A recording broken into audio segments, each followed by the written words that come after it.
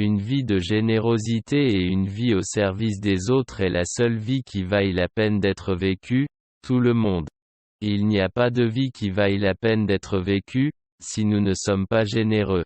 Il n'y a pas de vie qui vaille la peine d'être vécue, si nous ne sommes pas au service des autres. Cela donne vraiment un sens à la vie. Ça donne un but à la vie, de la générosité. Nous sommes bénis d'être une bénédiction. Quelqu'un peut-il dire Amen? Nous sommes bénis d'être une bénédiction où nous sommes aimés pour pouvoir aimer. Nous sommes pardonnés pour que nous puissions pardonner. Tout ce que Dieu nous demande de faire, comme Olivia l'a dit, c'est notre réaction. C'est notre réflexe. Notre don est simplement un réflexe de notre gratitude pour ce que Dieu nous a donné. Il n'y a rien de bon dans notre vie qui ne vienne pas de Dieu. Il n'y a rien de bon dans nos vies qui ne viennent pas de Dieu.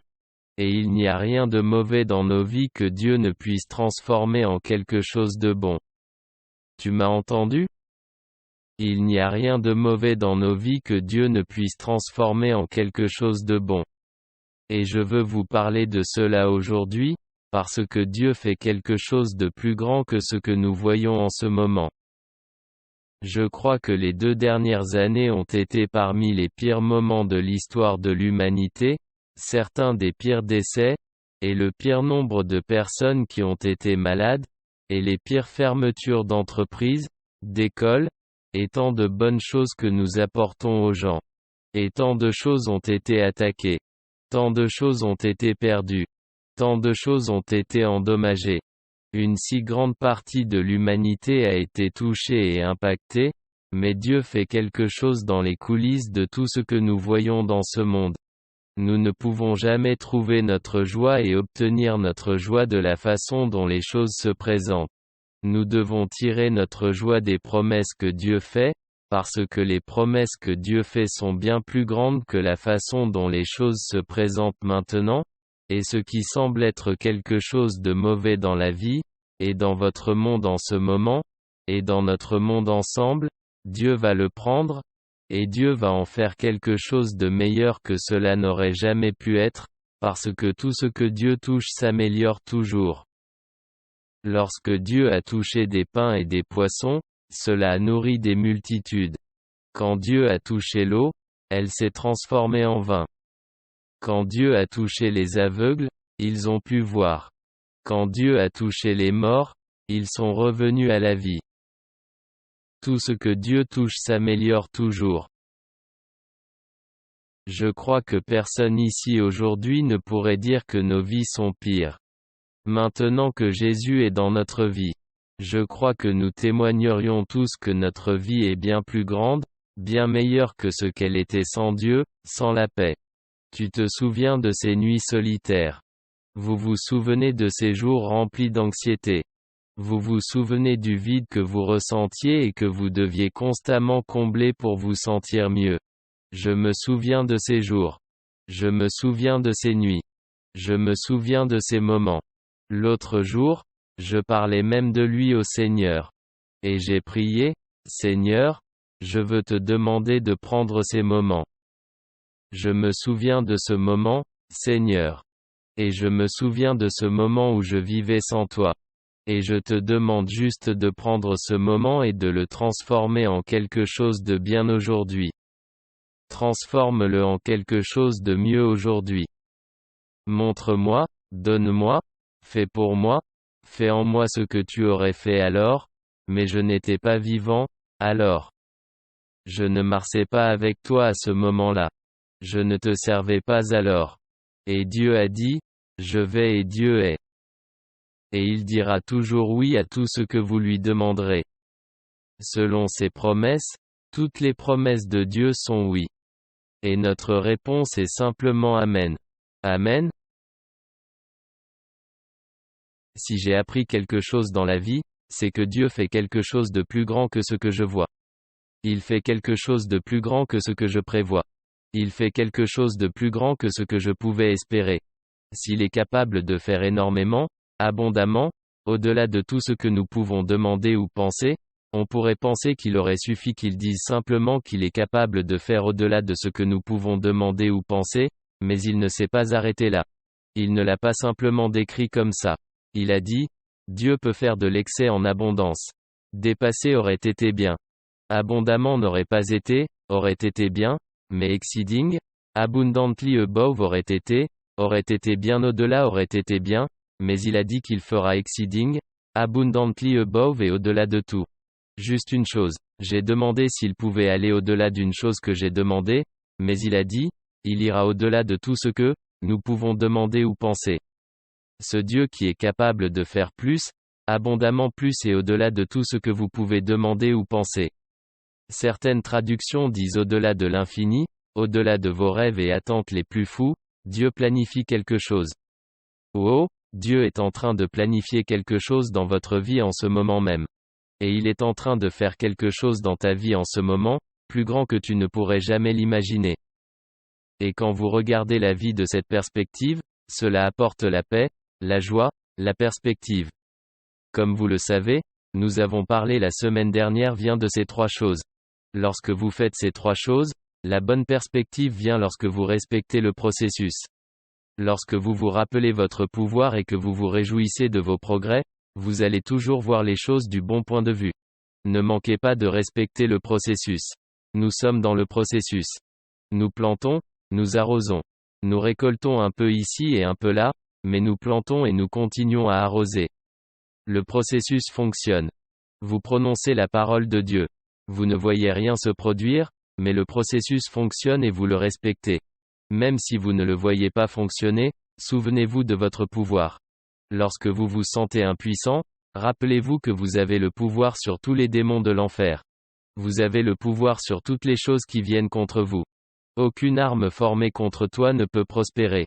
Aucun mal ne peut s'approcher de ta demeure. 1000 peuvent tomber à tes côtés, 10 000 à ta droite, mais il ne pourra pas t'approcher. C'est le genre de pouvoir que vous avez. Vous avez la puissance qui vient de la résidence dans le lieu secret du Très-Haut. Et le lieu secret n'est pas un endroit secret qui, si nous cherchons assez fort et si nous vivons assez saintement, nous finirons par trouver ce lieu secret. Le lieu secret n'est un secret que pour le diable. C'est le diable qui ne savait pas. C'était le diable qui pensait que si je me débarrassais du Fils de Dieu, j'aurais tous les royaumes pour moi. Il était loin de se douter que lorsque Jésus est mort sur cette croix, il assurait votre salut. Il assurait votre délivrance. Il assurait votre autorité, votre indépendance vis-à-vis du diable et votre autorité sur les ténèbres et votre autorité sur toutes les armes qui sont formées contre vous.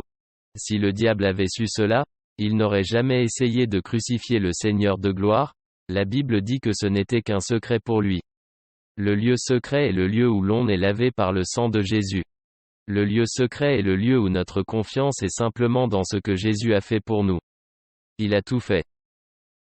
Il a tout fait et c'était plus que suffisant. Amen.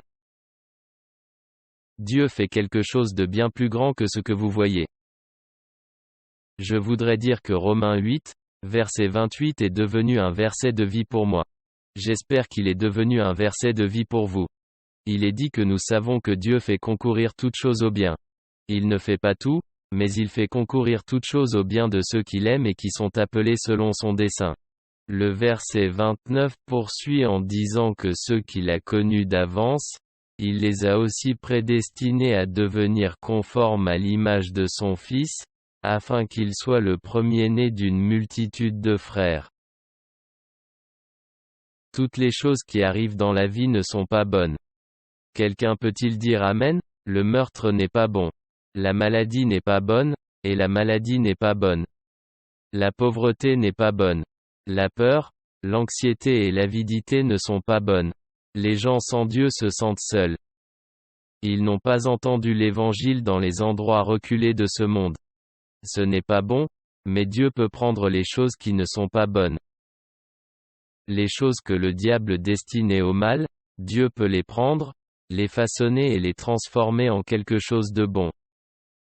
D'une manière ou d'une autre, votre tragédie va se transformer en triomphe.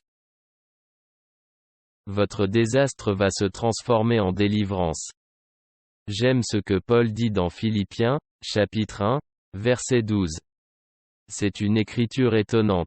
J'aime tellement ce qu'il dit dans le chapitre 1 de Philippiens, verset 12, mais je veux que vous sachiez, frères, que les choses qui me sont arrivées, ont en fait tourné à l'avancement de l'Évangile.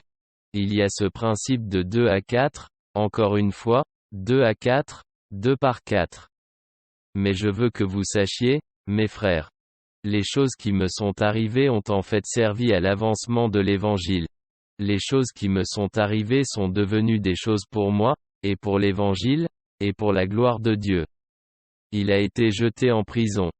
Il écrit aux Philippiens depuis la prison. Je veux que vous sachiez que les choses qui me sont arrivées ont en fait servi à faire avancer l'Évangile en prison. Plusieurs fois en prison, Paul se retrouve dans de mauvaises situations, mais que se passe-t-il? Il transforme la cellule de la prison en une fête de louanges. Il transforme le geôlier en croyant, et lui et toute sa famille sont sauvés ce jour-là parce que Paul croit que Romains 8, 28, agit dans sa vie. Il applique Romains 8, 28 à sa vie. Et je veux vous encourager. Voici ce que je veux vous encourager à faire pour le reste de votre vie. Je veux que vous appliquiez Romains 8, 28, à votre vie, et à nos vies. Nous allons prendre cette écriture. Allons prendre Romains 8, 28, qui dit que Dieu fait concourir toutes choses au bien et transforme toutes les mauvaises choses en quelque chose de bon. Nous allons l'appliquer aux 2 dernières années de notre vie. Nous allons l'appliquer à notre famille. Nous allons l'appliquer à toutes les maladies qui nous ont frappés. Nous allons l'appliquer, quels que soient les problèmes financiers à venir. Nous allons l'appliquer à tout ce que le diable nous envoie. Nous allons l'appliquer. Et vous savez ce qui va se passer? Ça va se transformer en quelque chose de bien. Il se transformera en quelque chose de mieux. Il se transformera en votre progrès. Cela se traduira par votre avancement. Deviendra votre promotion. J'applique Romains 8, 28, dans ma vie, et toi? Mais si tu t'en souviens, peut-être que ça restera avec toi. Comme ça l'a été pour moi. Je vais appliquer Romains 8, 28, à toutes les ordures, toutes les mauvaises choses. Qui peut dire Amen, à toutes les choses qui se sont passées dans ma vie? Toutes les mauvaises choses. Je l'applique à ces choses. Je lui jette les Romains 8, 28, à la figure. Je jette les Romains 8, 28, sur tout ce que vous pouvez imaginer. Je jette les Romains 8, 28, sur tout dans ma vie. Je jette les Romains 8, 28 sur tous les échecs, toutes les erreurs, toutes les difficultés. Je lance Romains 8, 28. Je dois vous montrer l'écriture, Exode chapitre 15, nous allons appliquer cela aussi aujourd'hui. Il est dit au verset 23 d'Exode 15 que lorsqu'ils arrivèrent, Moïse conduisait les enfants d'Israël hors d'Égypte et à travers le désert. Et lorsqu'ils arrivèrent à Mara, ils ne purent boire les eaux de Mara car elles étaient amères. C'est pour cette raison qu'elle a été nommée Mara, ce qui signifie amère, un verset très logique ici. Le peuple a donc grogné contre Moïse, en disant, « Que devons-nous boire ?» Ils avaient tellement soif. Ils mouraient de soif. Les seules eaux qui étaient à leur disposition étaient cette rivière de Mara, qui était amère. Jusqu'à ce que Moïse crie à Dieu au verset 25. Quelqu'un doit dire Amen. Peu importe ce qui est amer dans votre vie, cela peut toujours changer. Si vous criez à Dieu, si quelque chose se produit lorsque vous criez à Dieu, quelque chose se produit lorsque vous invitez Dieu sur la scène, quelque chose se produit lorsque vous invitez Dieu dans l'équation. Et il est dit qu'il a crié au Seigneur et le Seigneur lui a montré un arbre. Maintenant, pensez à ça. Moïse a besoin d'eau et Dieu lui montre un arbre. Moïse a besoin de percer et Dieu lui montre un arbre. Moïse doit calmer la grogne du peuple. Et Dieu lui montre un arbre. Moïse est confronté aux ténèbres. Dieu lui montre un arbre. Moïse est confronté à la trahison et Dieu lui montre un arbre. Moïse fait face à la mort et Dieu lui montre un arbre. Moïse est confronté à l'amertume et Dieu lui montre un arbre. Vous êtes peut-être confronté à la maladie en ce moment. Dieu essaie de vous montrer un arbre. Vous êtes peut-être confronté à la peur en ce moment. Dieu essaie de vous montrer un arbre. Vous êtes peut-être confronté à la maladie ou à l'échec en ce moment. Dieu essaie de vous montrer un arbre. Il se peut que vous ayez des dettes en ce moment, mais Dieu essaie de vous montrer un arbre. Vous êtes peut-être confronté à une affaire familiale dont vous ne savez pas quoi faire. Et Dieu essaie de te montrer un arbre. Et qu'a fait Dieu quand il lui a montré un arbre? Qu'a fait Moïse? Moïse a pris cet arbre et l'a jeté dans les eaux. Il l'a jeté aux eaux et les eaux sont devenues douces. J'ai de bonnes nouvelles pour vous. Peu importe ce qui se passe dans votre vie. Si vous y jetez un arbre, cela va l'améliorer. Si vous y jetez l'arbre, il va le retourner. De quel arbre parlons-nous? Eh bien, l'arbre du calvaire, l'arbre de la croix, c'est ce que Moïse nous prophétisait. Nous pouvons maintenant prendre la croix et ce que Jésus a fait sur la croix, l'œuvre achevée de l'arbre, et quoi que nous ayons à affronter dans nos vies, nous pouvons y jeter la croix. Nous pouvons jeter l'arbre dessus. Il y a quelque chose dans ce monde appelé la chimie de la croix. Et quand on ajoute la croix à quelque chose, ça rend la chose amère, douce. Il transforme les choses brisées. Il guérit les choses. Il transforme les endroits solitaires en endroits remplis de relations les plus dynamiques et puissantes de votre vie. L'arbre, la croix, on doit le jeter sur notre situation. Nous l'avons jeté sur notre péché et nous avons été pardonnés. Nous l'avons jeté sur notre maladie et par ses meurtrissures, nous avons été guéris. Nous l'avons jeté sur notre pauvreté et il est devenu notre abondance et notre Jéhovah Jireh, notre fournisseur. Oh, bien-aimé, peu importe ce qui est amer dans votre vie aujourd'hui, Dieu nous a donné un remède. Dieu nous a donné un traitement. Dieu nous a donné un produit chimique qui change tout. Il change la physionomie de tout ce qu'il pénètre. Quoi que vous lui lanciez, il transformera tout ce que vous lui enverrez. Il deviendra doux. Quoi que vous lui jetiez, il deviendra meilleur, car la croix et l'arbre n'ont jamais échoué. La croix et l'arbre ne failliront jamais. L'arbre sur lequel Jésus est mort est l'arbre qui rend nos eaux amères douces. L'arbre sur lequel Jésus est mort est ce qui permet de guérir nos vies brisées. L'arbre amer sur lequel Jésus est mort est ce qui rend la vie éternelle pour nous. Et la Bible dit, si je suis élevé, Jésus a dit, j'attirerai tous les hommes à moi. Maintenant, certaines traductions disent, si je suis élevé, j'attirerai tous les hommes à moi. Et je crois que c'est vrai. Que c'est Dieu qui attire à lui les hommes, les femmes et les enfants. C'est Dieu qui nous attire à lui. Mais lorsque Jésus a dit, si je suis élevé, j'attirerai tous les hommes à moi, la traduction littérale grecque ne dit pas « les hommes ». Dans la traduction littérale, il est dit « j'attirerai tous ». Si je suis élevé, il parle de la croix. Si je m'élève, j'attirerai tout à moi. Il ne disait pas « j'attirerai tous les hommes à moi ».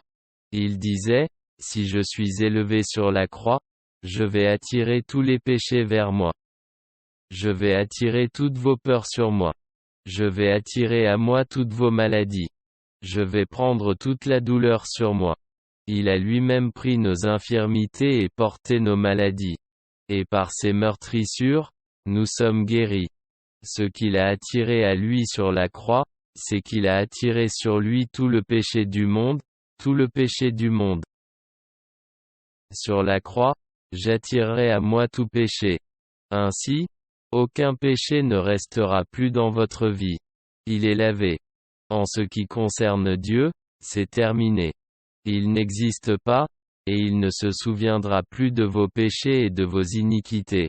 Le verset 12 du chapitre 8 de l'Épître aux Hébreux nous dit « Je crois qu'il attire tous les hommes à lui, mais je sais que l'Écriture sous-entend et déduit. Il attire toute la malédiction sur lui et la cloue à l'arbre. Il attire à lui tous les péchés et les cloue à l'arbre. Il attire tous nos échecs sur lui et il les cloue à l'arbre. Parce que quand tu jettes l'arbre dans l'eau amère, Moïse, il va la rendre douce. Et quand tu jettes Romains 8, 28, sur tout ce qui est mauvais dans ta vie, ça va se retourner. Si nous pouvions comprendre la puissance et le caractère miraculeux de ce verset, un seul verset est si miraculeux qu'il réalisera ces 3 miracles dans votre vie. et vous devez vous attendre à ce que ces 3 miracles se produisent dans votre vie, comme résultat de Romains 8, 28. Premièrement, croire vraiment à Romains 8, 28 dans votre vie. Romains 8, 28, dans votre vie fera que toute misère sera chassée de votre âme. En croyant simplement cette seule écriture. Il n'est pas surprenant que Paul écrive que l'Évangile est une puissance de salut pour quiconque croit. Ce n'est pas une surprise. Il dit qu'il est si puissant parce qu'il nous délivre de la misère. Savez-vous ce qui vous rend malheureux en ce moment? Quelle que soit la personne, quelle que soit la chose, quel que soit l'état d'esprit, quel que soit le déséquilibre chimique dans votre cerveau, vous ressentez de la misère, de la tristesse, une profonde obscurité. Si vous vous rendez compte que Romains 8, 28, agit au milieu de ce désespoir, au milieu de ce découragement, au milieu de cette situation sombre, vous ne serez plus malheureux. En fait, la misère sera chassée de votre vie, parce que vous croyez que la chose qui vous rendait malheureux ne peut plus vous contrôler et n'est plus la sentence finale du résultat de votre vie. Je sais que Romains 8, 28, est la sentence finale de ma vie. En plus de 29, bien sûr, nous savons que Dieu fait concourir toutes choses au bien de ceux qu'il aime et sont appelés selon son dessein ceux qu'il a connus d'avance. Il les a prédestinés à devenir conformes à l'image de son Fils, qui est le premier-né, afin qu'il soit le premier-né d'une multitude de frères. C'est ce qui constitue finalement la remarque finale sur la chose qui vous apporte le désespoir en ce moment, la chose qui vous apporte la détresse en ce moment, la chose qui vous apporte la misère en ce moment, ne s'arrête pas là. Il se termine par votre conformation à l'image du Fils. Il se termine par le fait que vous faites partie de cette belle fraternité et de cette belle relation familiale avec Jésus. Il se termine par le fait que vous êtes plus qu'un conquérant. Elle se termine par le fait que vous êtes la tête et non la queue. Il se termine par votre victoire. Lorsque vous réalisez que la chose qui vous rend malheureux va finir par vous rendre joyeux, elle cesse d'avoir le contrôle sur vous parce que vous savez, vous avez Romains 8, 28, à cette misère, vous l'avez dans cette tristesse. Vous avez Romains 8, 28, à cette situation financière, vous l'avez dans votre faillite. Tu as Romains 8, 28 dans ton divorce. Allez Romains 8, 28 dans ton échec. Tu as Romains 8, 28, dans ton manque. Tu as Romains 8, 28, dans ta maladie. Tu as Romains 8, 28, tes mauvaises années. Et Dieu les fait maintenant travailler ensemble pour votre bien, simplement parce que vous croyez ce verset, le pouvoir miraculeux de croire ce verset. La deuxième chose, le deuxième miracle de Romains 8, 28, c'est qu'il provoque la création de toute gratitude. Premièrement, elle permet de chasser toute misère. Deuxièmement, elle fait naître toute gratitude. C'est là que nous avons le beau verset, dans la première Thessaloniciens chapitre 5, verset 18, où il dit, « En toute chose rendez grâce ». Il ne dit pas dans tout ce qui est bon, rendez grâce. Il dit qu'en toute chose, il faut rendre grâce. Ce ne sont pas seulement les bonnes choses en tout, pas nécessairement pour tout, mais en toute chose je rends grâce, car c'est la volonté de Dieu. C'est la volonté de Dieu. Garçon. Je suis dans la volonté de Dieu quand je lui rends grâce en tout. Dans les bons moments, dans les mauvais moments, dans les moments sombres, dans les moments lumineux, dans les moments sans espoir, en tout. Vous voyez, cette réalité que Romains 8, 28, est à l'œuvre dans votre vie. Elle est appliquée dans ma vie. Cela crée de la gratitude.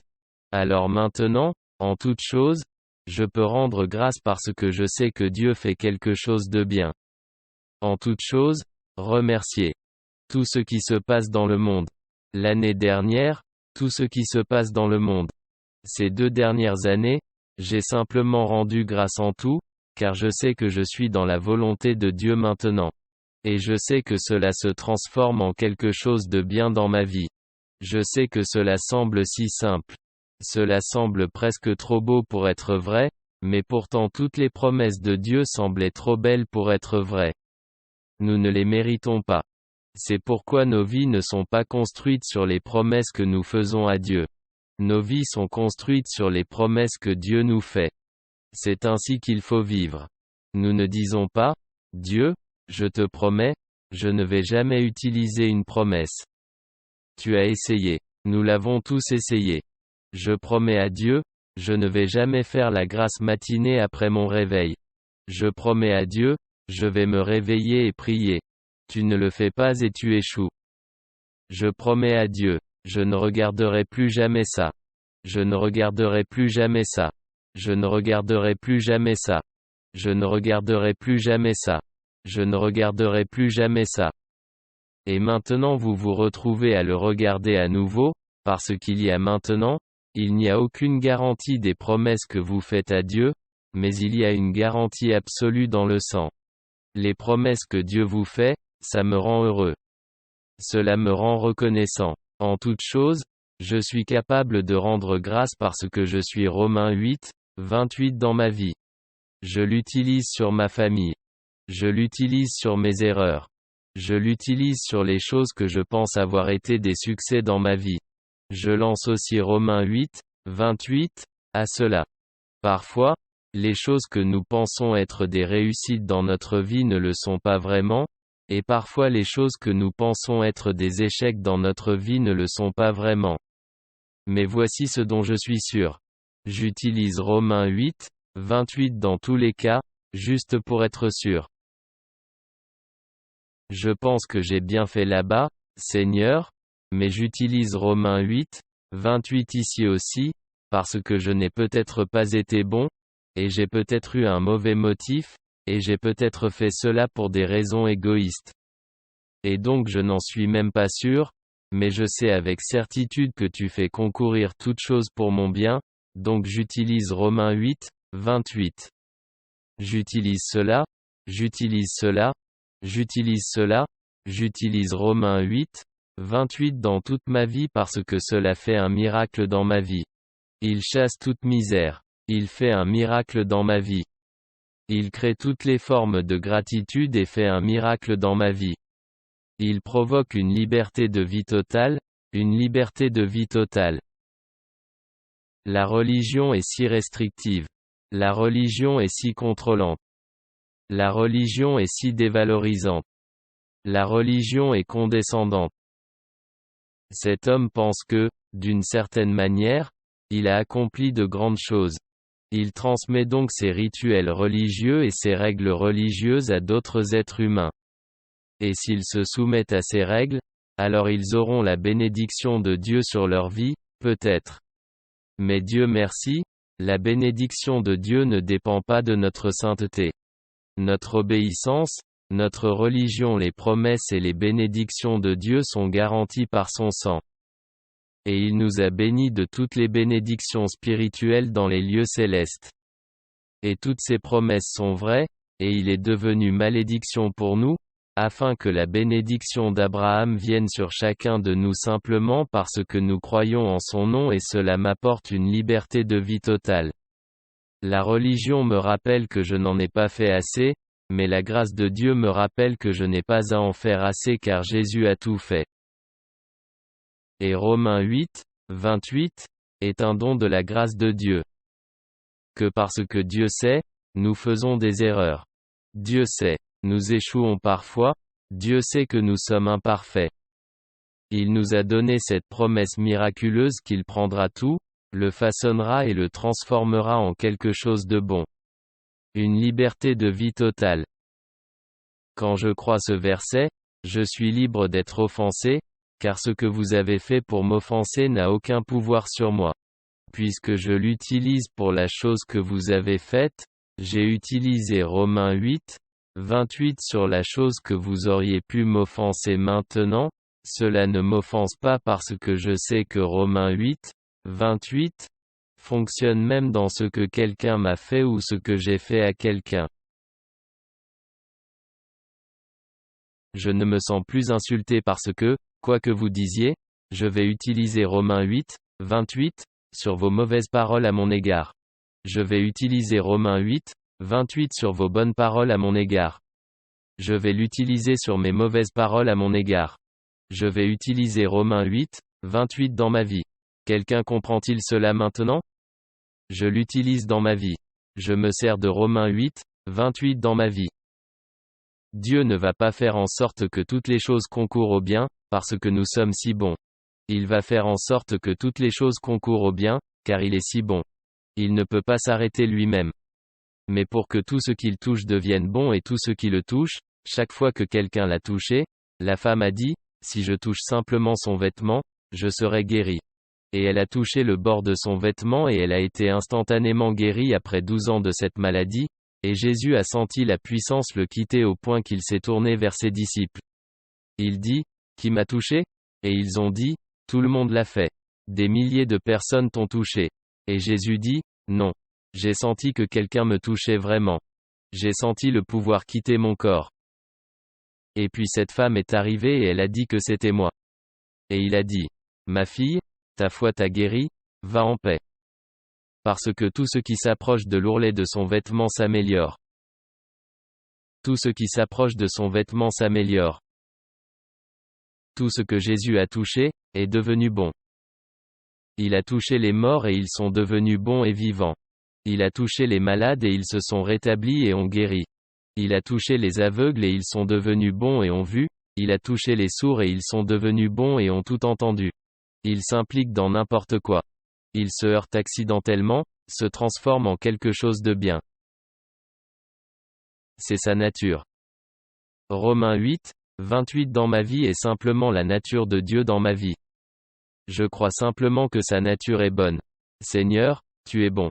Et ta miséricorde perdure, on vient de la chanter. On vient de se rappeler une chanson qui nous fait réaliser que Dieu est bon tout le temps. Tout le temps, Dieu est bon. Je ne savais même pas que cette chanson le disait comme ça. Les gens disent tout le temps, quand vous dites que Dieu est bon, quelqu'un dit tout le temps. Et puis vous dites tout le temps, puis quelqu'un dit, Dieu est bon. Et c'est dans cette chanson parce que c'est vrai.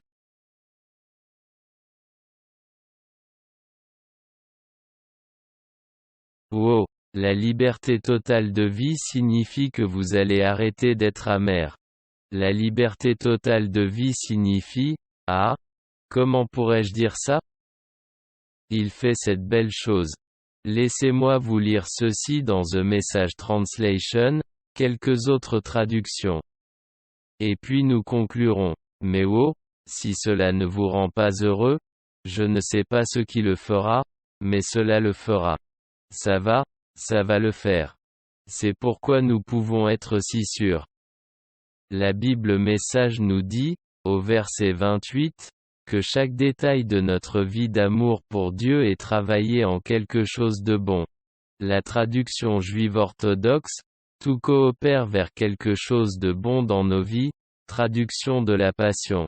Nous sommes donc convaincus que chaque détail de notre vie est continuellement tissé pour s'intégrer dans le plan parfait de Dieu, qui consiste à apporter du bien dans nos vies, car nous sommes ses amoureux et avons été appelés à accomplir son dessein, car il savait tout de nous avant notre naissance. Et il nous a destinés, dès le début, à partager la ressemblance de son Fils. Cela signifie que le Fils est l'aîné d'une vaste famille de frères et sœurs qui deviendront comme lui. Wow! Chaque détail tissé ensemble, s'inscrit dans le plan de Dieu, apportant le bien dans nos vies. Nous sommes ses amoureux. Nous sommes appelés à accomplir le but qu'il s'est fixé. Il savait tout de nous avant notre naissance, que nous partagerions la ressemblance de son Fils et que nous ferions partie d'une vaste famille de ses frères et sœurs. C'est ce qui se passe dans votre vie en ce moment. Vous êtes en train de devenir un frère et une sœur de Jésus. C'est ce que vous êtes, mais vous apprenez à expérimenter ce que signifie être son frère ou sa sœur. Vous apprenez à faire l'expérience que votre frère aîné, votre frère jumeau nommé Jésus, a tout assuré pour vous, petit frère et petite sœur. Il a tout sécurisé pour vous sur la croix. Il a tout fait. Il est le premier-né d'une multitude de frères. Nous ne le sommes pas. Nous faisons maintenant partie de sa famille. Pas des esclaves, pas des serviteurs. Nous nous faisons serviteurs pour le bien des autres. Dieu fait de nous des fils. Nous nous faisons serviteurs. Nous ne pouvons pas nous faire des fils. Il fait de nous ses fils et ses filles, mais nous pouvons nous faire serviteurs pour aider les autres à découvrir l'amour et la bonté de Dieu. Si vous utilisez Romains 8, 28, dans votre vie à partir d'aujourd'hui, vous trouverez beaucoup plus de paix et de tranquillité, beaucoup plus de confiance, beaucoup plus de joie et les gens vous trouveront beaucoup plus sympathique. Tellement plus intéressé et curieux de savoir ce qui vous fait avoir cette paix qui dépasse l'entendement. Vous pourrez partager le glorieux évangile de notre frère aîné, Jésus, notre frère jumeau, Jésus, le premier-né de nombreux frères et sœurs qui font désormais partie d'une vaste famille. Ils peuvent appeler Dieu Père. Père.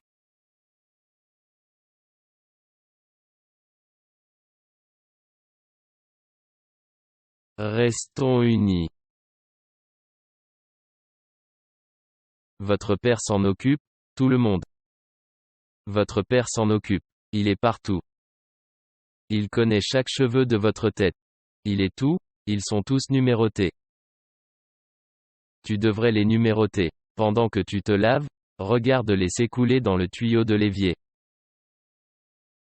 Voilà le numéro 123. Voilà le numéro 2058. Il sait, et a compté chaque cheveu de votre tête. Il a donc tissé chaque détail et tout dans votre vie est continuellement tissé ensemble.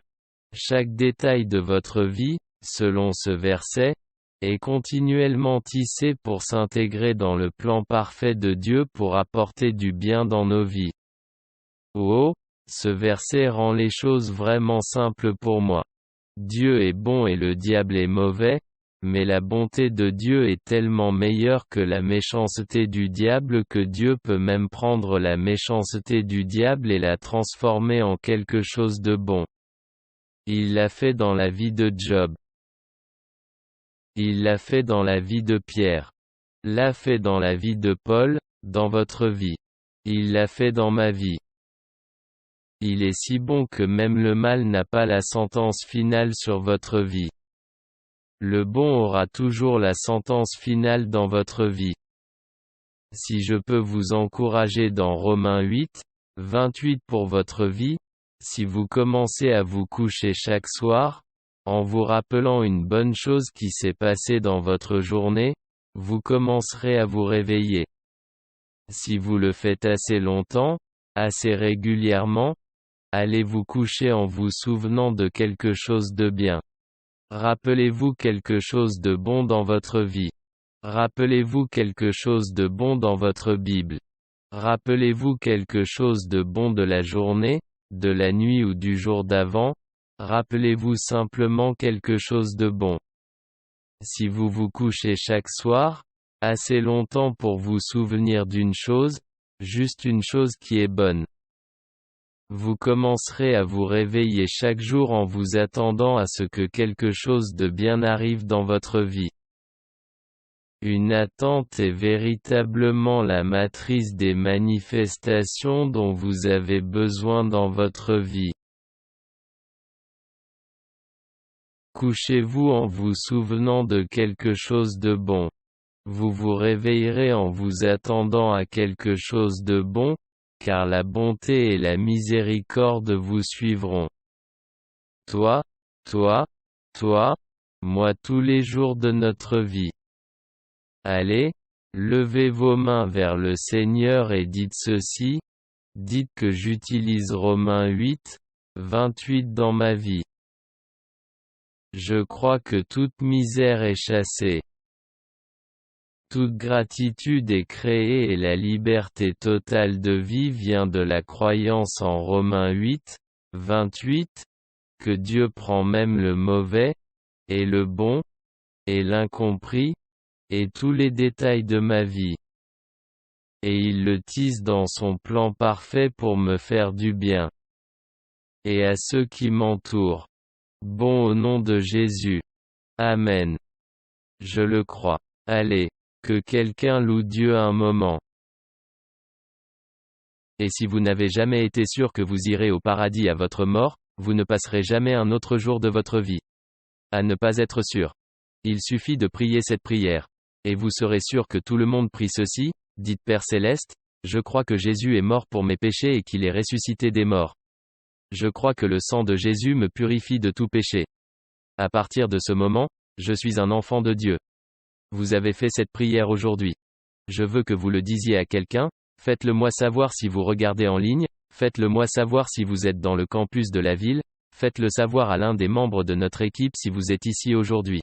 Faites savoir à l'un des membres de notre équipe que nous avons un livre pour vous, absolument gratuit, à offrir en cadeau. Et ceux d'entre vous qui regardent en ligne peuvent télécharger ce document partout dans le monde, The Power of a New Life. Vous pouvez le télécharger sur lifechangedchurch.com/connect. Et il vous attend. Les prochaines étapes de ce grand voyage dans lequel vous venez d'entrer. Félicitations à ceux d'entre vous qui l'ont fait. Pouvons-nous louer Dieu une fois de plus? Parce que nous avons Romains 8, 28 dans nos vies, tout le monde. Et si vous avez besoin de prière pour autre chose, venez à l'hôtel. Sinon, vous êtes renvoyé. Passez une belle journée, et une belle semaine et nous nous verrons en ligne pour des moments mercredi. Dieu vous bénisse.